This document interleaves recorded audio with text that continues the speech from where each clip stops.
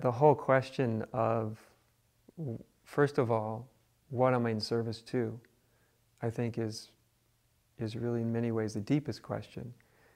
As someone becomes more conscious in any way, as they become more conscious, at a certain point, I think serving becomes a natural instinct. You know, it's just a natural instinct when we have seen into ourselves enough to where we're not completely preoccupied with our own interior dramas. Sort of the natural thing that arises is just the desire to be of service, to be of use, to be of help. But that opens up a whole tricky area, a tricky domain, because often we can be in service also because we're divided. And in the world today, there's lots of things to be divided about.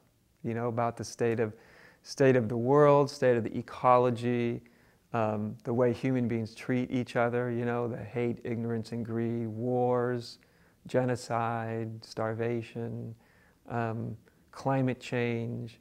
There just seems to be an endless number of things that the mind or the ego can go into opposition with.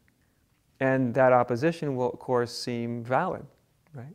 Of course I have to oppose those who pollute the environment, the mind will think. Of course I have to oppose those, you know, who are prone to violence, etc. And yet, as long as our service is being compelled within us by some sort of division, then it's weakened.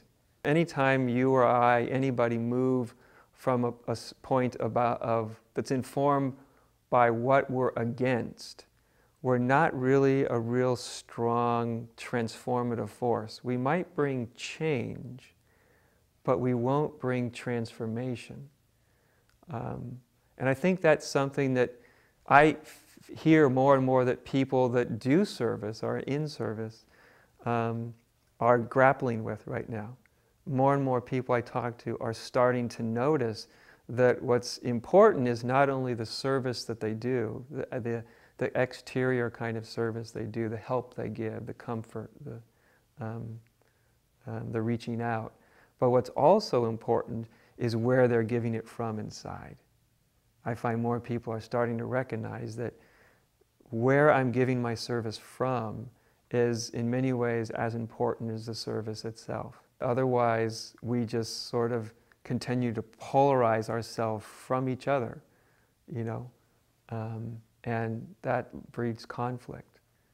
So I think service is one of those areas that really calls us to look really quite deeply at our motivations, what we're actually serving, you know,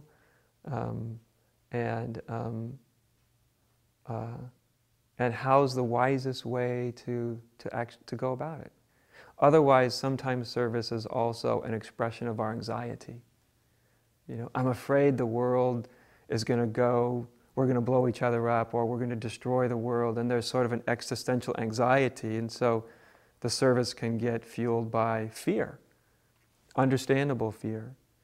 But also that has a consequence of dividing us against one another. So I think it's very important that when we really look into our hearts about what are we serving, that we're really called to an honesty, to really look and see, am I divided inside? Is my heart divided? Am I coming from a place of wholeness, or am I coming from a place of division? Am I serving what I'm against, or am I serving what I'm for? Serving what we're against is a relatively weak force in the world. It looks powerful, but it's ultimately weak in terms of transformation. But moving in the world where we're really concerned with what we're for, it's a very uniting, unifying force. And it's much more powerful, much more inspirational also.